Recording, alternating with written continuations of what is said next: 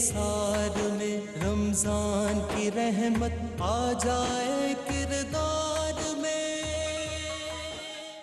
روح افزا زندگی مبارک.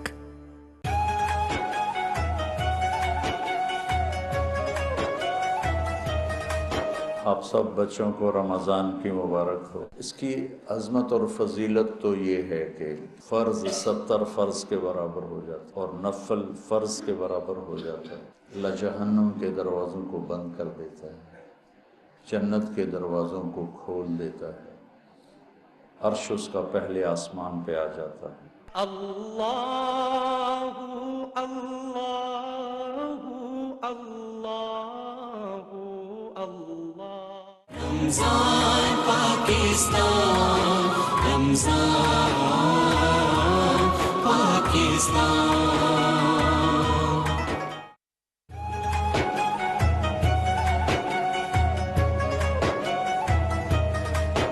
رمضان پاکستان، رمضان پاکستان.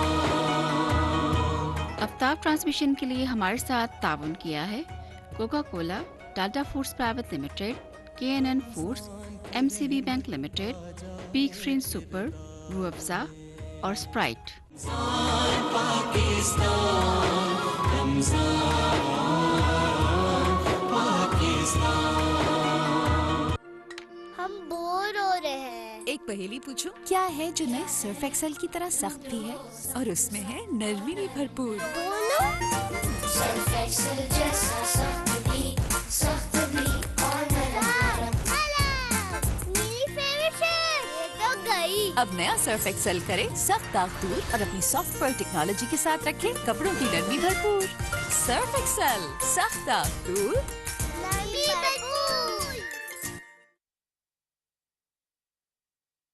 اللهم صل على محمد وعلى آل محمد كما صليت على إبراهيم وعلى آل إبراهيم إنك حميد مجيد.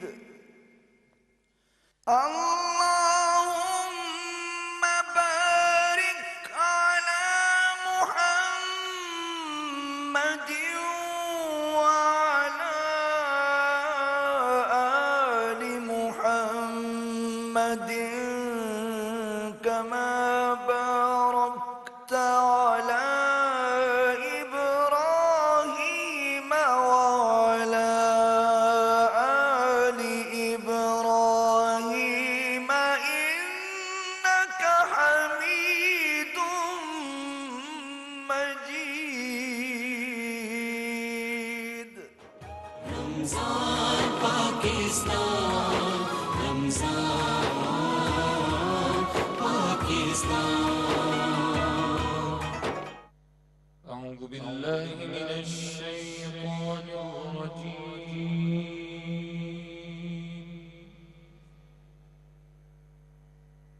بسم الله الرحمن الرحيم.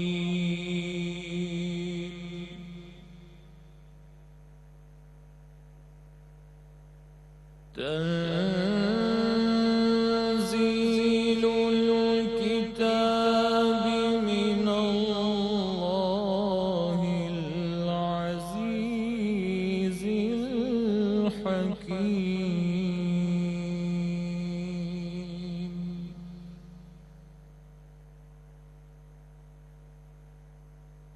إنا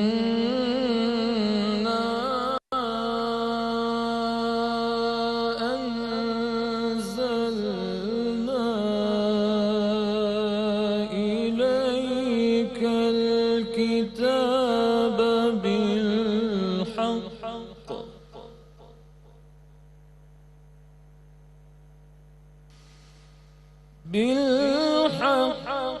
فاعبد الله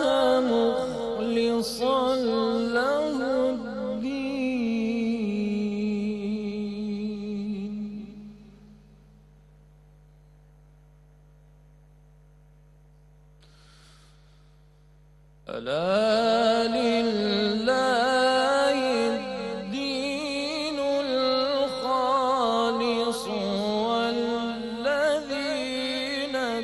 اتخذوا من دونه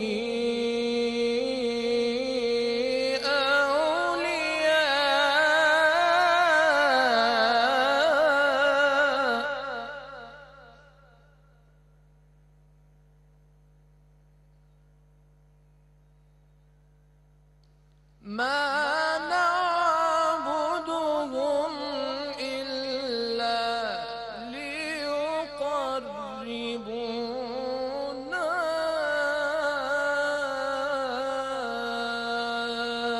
إلى الله زلفى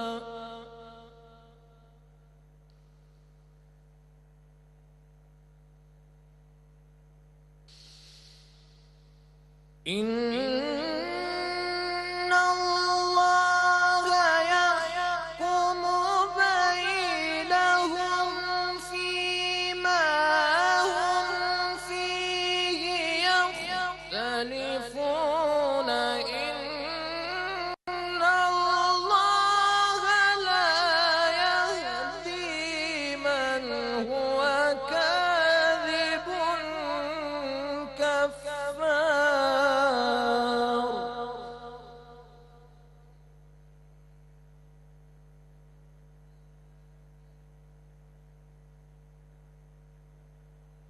ألا لله الدين الخالص ألا لله الدين الخالص والذين اتخذوا من دونه أولياء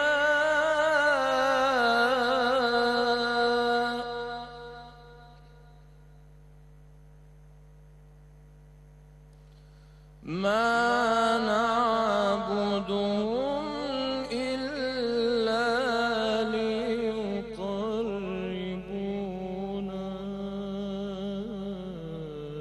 إلى الله زلفى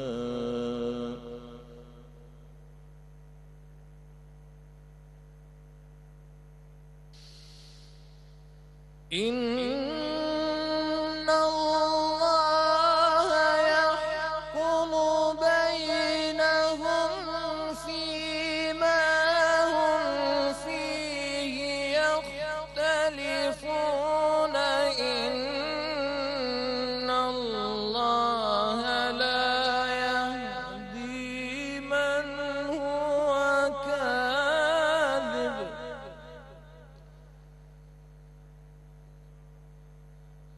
إن الله لا يهدي من هو كاذب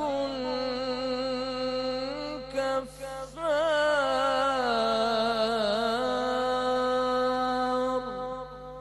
صدق الله العظيم. جزاک اللہ. ماشاء اللہ. شروع اللہ کے پاک نام سے جو بڑا مہربان اور نہایت رحم کرنے والا ہے. اس کتاب کا اتارا جانا اللہ غالب اور حکمت والے کی طرف سے ہے. اے پیغمبر صلی اللہ علیہ وآلہ وسلم، ہم نے یہ کتاب تمہاری طرف سچائی کے ساتھ نازل کی ہے، اور اللہ کی عبادت کرو، یعنی اس کی عبادت کو شرک سے خالص کر کے. دیکھو، خالص عبادت اللہ ہی کے لیے زیبا ہے، اور جن لوگوں نے اس کے سوا اور دوست بنائے ہیں وہ کہتے ہیں کہ ہم ان کو اس لیے پوچھتے ہیں کہ ہم اللہ کو مقرب بنا دیں. تو جن باتوں میں اختلاف کرتے ہیں اللہ ان میں ان کا فیصلہ کر دے گا۔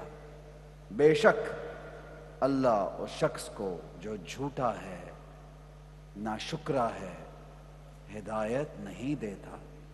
صدق اللہ العظیم۔ بسم اللہ الرحمن الرحیم۔ تمام حاضرین، تمام ناظرین، تمام دیکھنے والے جہاں جہاں بھی پی ٹی وی کی یہ لائیو ٹرانسمیشن ہمیں دیکھ رہے ہیں اور جنہوں نے ہمیں جوائن کیا ہے ان کو میرا السلام علیکم۔ امید کرتا ہوں کہ آپ سب لوگ خیر و عافیت سے ہیں جہاں جہاں بھی ہیں اور روزے آپ لوگوں کے بہترین انداز میں گزر رہے ہیں۔ ناظرین گرامی، رمضان کا بابرکت مہینہ اور کچھ جگہوں پر گرمی بڑھتی جا رہی ہے، اور رمضان کے اس مہینے میں آپ جانتے ہیں کہ پیاس کی شدت بڑھ جاتی ہے، اور خاص طور پہ ہم سڑکوں پہ بڑا ہی ایک خوبصورت انداز میں نے لوگوں کا دیکھا ہے کہ لوگ روک روک کر ایک دوسرے کو پانی پکڑا رہے ہوتے ہیں۔ یہ ایک انتہائی خوبصورت طریقہ ہے مسلمانوں کا، جو دنیا بھر کے مسلمانوں میں خاص طور پہ یہ جذبہ جاگتا ہے رمضان کے بابرکت مہینے میں۔ مجھے آج بھی یاد ہے جب خانہ کعبہ میں نے اپنا روزہ افطار کیا کچھ سال پہلے، جب مجھے موقع ملا، عمرہ نصیب ہوا رمضان کے بابرکت مہینے میں، تو وہاں پہ میں نے دیکھا کہ چھوٹے چھوٹے بچے آپ کو پکڑتے ہیں، کھینچتے ہیں، آپ کی ٹانگیں پکڑتے ہیں، بازو پکڑتے ہیں، اور آپ کو کھانے پینے کی اشیاء جو ہیں وہ مہیا کرتے ہیں، آپ کو پکڑاتے ہیں کہ خدارا ہمارے دیے ہوئے میں سے روزہ افطار کر لو۔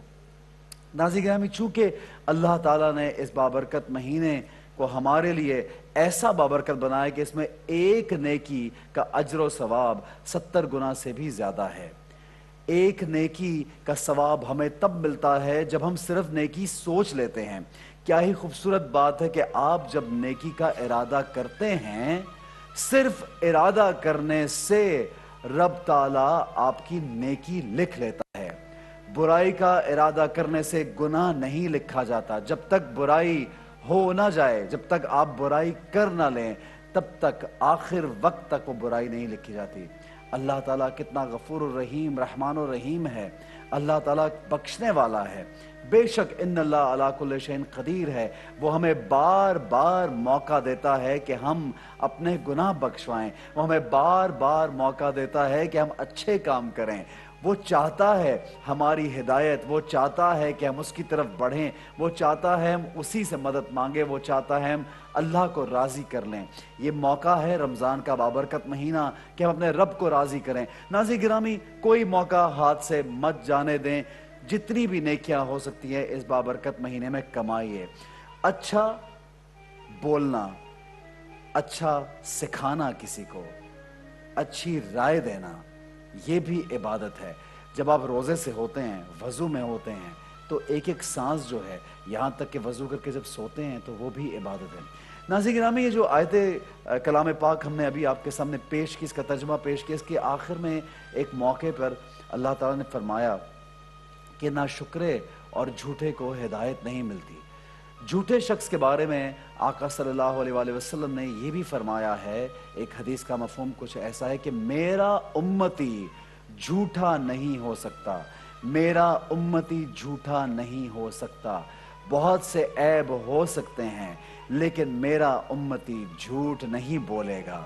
ناظرین گرامی، آپ سوچئے کہ آقا صلی اللہ علیہ وآلہ وسلم نے کس طرح یہ بات بیان کی ہے کہ ان کا امتی جو آج میں اور آپ اور جہاں جہاں بھی ہمارے ارد گرد لوگ ہیں، ہم دیکھتے ہیں کہ جھوٹ ہماری روزمرہ کی معمول میں شامل ہو چکا ہے۔ ہر بات میں ہم بغیر سوچے سمجھے مذاق اور جھوٹ بولنے میں بالکل گریز نہیں کرتے، اور اس کو کوئی گناہ سمجھا ہی نہیں جاتا۔ عام زبان میں ہم ہر ایک سے کچھ بھی بول دیں گے، کچھ بھی شیخی مار دیں گے، کچھ بھی کہہ دیں گے، اور ہمیں لگتا ہے کہ شاید یہ کوئی بڑی بات نہیں۔ لیکن ناظرین گرامی، آپ جانتے ہیں ایک حدیث کا مفہوم کچھ ایسا ہے کہ قیامت کے روز جھوٹے کے منہ سے اس قدر بدبو آئے گی جو کسی اور کے منہ سے نہیں آئے گی، یہاں تک کہ فرشتے اس جھوٹے سے دور دور بھاگ جائیں گے، اس کے قریب نہیں آ پائیں گے، چاہے وہ آدمی میں اور بہت سے اچھے اعمال ہوں گے، لیکن اگر وہ جھوٹا شخص ہوگا تو فرشتے اس سے دور بھاگیں گے، لوگ اس سے دور بھاگیں گے، کیونکہ اس کے منہ سے بے حد بدبو ہوگی جھوٹ بولنے کی وجہ سے۔ امام باقر، ان کا ایک قول میری نظر سے گزرا، انہوں نے کہا کہ شراب پینے سے بھی زیادہ بڑا گناہ جھوٹ ہے۔ اور مجھے حیرت ہوئی کہ شراب پینے سے بھی زیادہ بڑا گناہ جھوٹ ہے، کیونکہ جھوٹ جو ہے وہ ہر برائی کی جڑ ہے۔ شراب کی لت ختم ہو سکتی ہے، شراب کی لت چھوڑی جا سکتی ہے، لیکن جس شخص کے اندر جھوٹ کی لت ہو وہ شاید اس سے نکل نہیں پاتا۔ اور جھوٹ ایک ایسا گناہ ہے جو بہت سے گناہوں کو لے کر کے آتا ہے اپنے ساتھ۔ ایک شخص رسول خدا مصطفیٰ صلی اللہ علیہ وآلہ وسلم کے پاس آیا، اس نے کہا یا رسول خدا مصطفیٰ صلی اللہ علیہ وآلہ وسلم، میں گنہگار ہوں، میرے اندر بہت سی برائیاں ہیں اور بے حد گناہ کرتا ہوں، دنیا کی ہر برائی میرے اندر ہے، اور میں آپ کے پاس اس لیے آیا ہوں کہ میں چاہتا ہوں کہ میں برائیاں چھوڑ دوں، لیکن میں ارادے کا کمزور ہوں، میں کمزور آدمی ہوں، میرے سے برائیاں چھوڑی نہیں جائیں گی، میں چاہتا ہوں کہ آپ مجھے کچھ ایسا بتائیے کہ میں یہ برائیاں ایک ایک کر کے ترک کروں۔ آقا صلی اللہ علیہ وآلہ وسلم نے اسے پیار سے سمجھایا، اس کو کہا، اس کو تسلی دی کہ انشاءاللہ تمہاری برائیاں ضرور چھوٹ جائیں گی، لیکن سب سے پہلی جو بات تم نے کرنی ہے، سب سے پہلی جو بری عادت تم نے چھوڑنی ہے وہ ہے جھوٹ کی عادت کو چھوڑ دینا۔ کچھ ہی مہینوں بعد جب وہ شخص واپس آیا تو آپ صلی اللہ علیہ وآلہ وسلم کو کہنے لگا یا رسول اللہ صلی اللہ علیہ وآلہ وسلم، آپ نے مجھے ایسی بات بتائی جس کی وجہ سے آہستہ آہستہ کرتے کرتے میری تمام بری عادات چھوٹ گئیں۔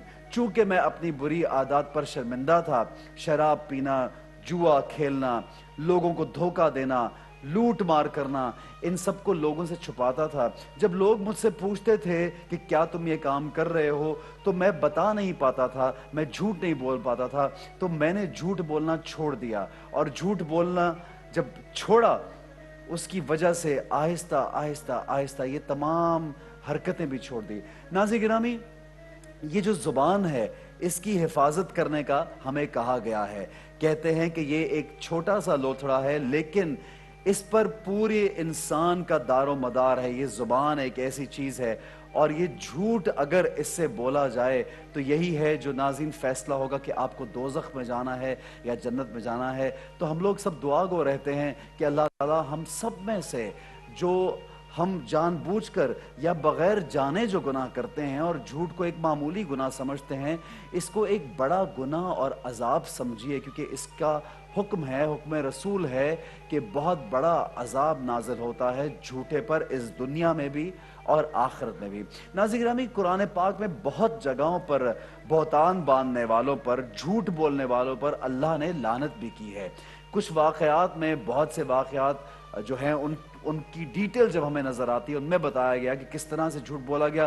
حضرت یوسف علیہ السلام کا جب خوبصورت واقعہ ہم پورا واقعہ پڑھتے ہیں تو جو سب سے نمایاں اس میں ایک بات ہے وہ ان کے بھائیوں کا، جو ان کے سوتیلے بھائی تھے، ان کے بھائیوں کا جھوٹ بولنا ہے کہ جب وہ یوسف علیہ السلام کو انہوں نے کنویں میں دھکیل دیا اور پھر کرتے کے ساتھ خون لگایا اور پھر وہ کرتا لے کر کے آئے یوسف علیہ السلام کے والد کے پاس، حضرت یعقوب علیہ السلام کے پاس، اور کہنے لگے کہ یوسف علیہ السلام کو بھیڑیا کھا گیا۔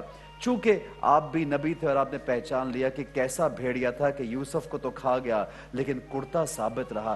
اس بات پر بہت نمایاں طور پر اللہ تعالیٰ نے قرآن پاک میں تنبیہ بھی کیا اور یہ بتایا بھی ہے کہ جو لوگ غلط کام کرتے ہیں وہی لوگ جھوٹ بھی بولتے ہیں۔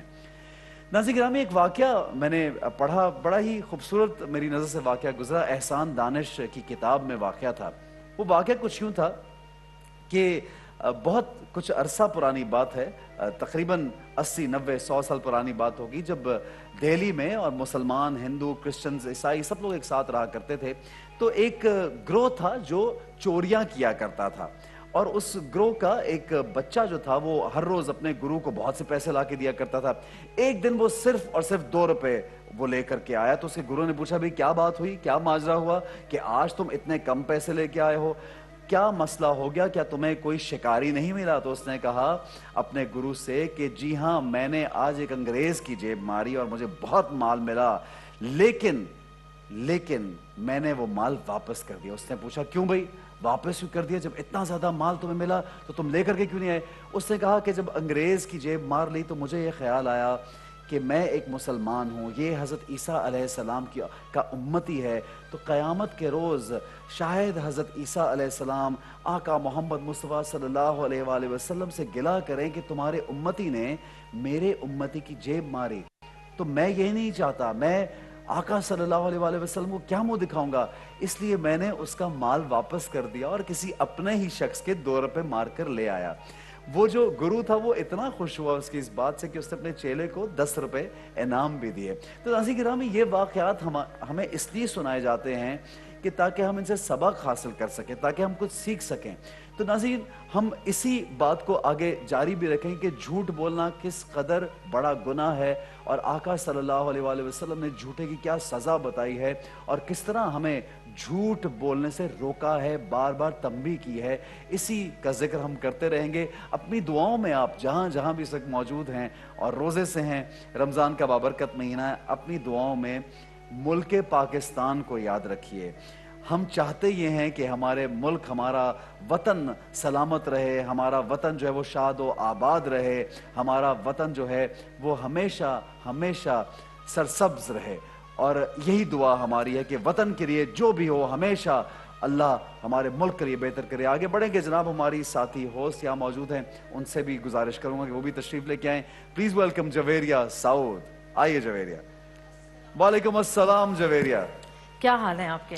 آپ بتائیے آپ کے کیا حالات ہیں؟ میں بالکل ٹھیک ہوں. رمضان کیسا گزر رہا ہے پہلے یہ بتائیے. الحمدللہ بہت اچھا گزرا ہے. اور پورا روزہ تو ہمارے ساتھ گزر جاتا ہے آپ کا. ہاں, لیکن آپ جانتے سحری اور افطاری تو ہاں, لیکن آپ یہ جویریہ جو ہے نا بہت ایک وہ کرتی ہیں بڑی چالاکی ہمارے ساتھ. جب افطار کا وقت قریب آتا ہے تو یہ ایسے غائب ہوتی ہیں. میں وہ بریک میں پیچھے جاتا ہوں, کوئی ہم نماز ادا کرنے یا ویسے ہی تھوڑا ریلیکس کرنے, ہمارے پاس جب بریک ہوتا ہے تو جب واپس آتا ہوں تو پتہ چلتا ہے میں تو اکیلا ہوں. اور یہ مطلب 7-6 دن گزر چکے اور میں دیکھتا ہوں کہ یہ گھر میں بیٹھی, ہمیں پی ٹی وی نے لگایا ہوتا ہے وہاں پہ, گھر میں بیٹھی سعود یہ اور بچے سب جمع کرتے ہیں. 3 منٹ پہلے پہنچتی ہوں میں, صرف 3-4 منٹ پہلے. ہاں, تو آذان اب ہماری سنتی ہیں, پھر ہماری وہی تو لگی ہوئی ہوتی ہے نا. لیکن پہلے دن ہمارے ساتھ کیا ہوا کہ جب پہلے روزے والے دن میں گئی ہوں اور ہم نے پی ٹی وی سب گھر میں لگا ہوا تھا اور دھیان ہی نہیں دیا کسی نے افراتفری میں. اب ہم بیٹھے ہوئے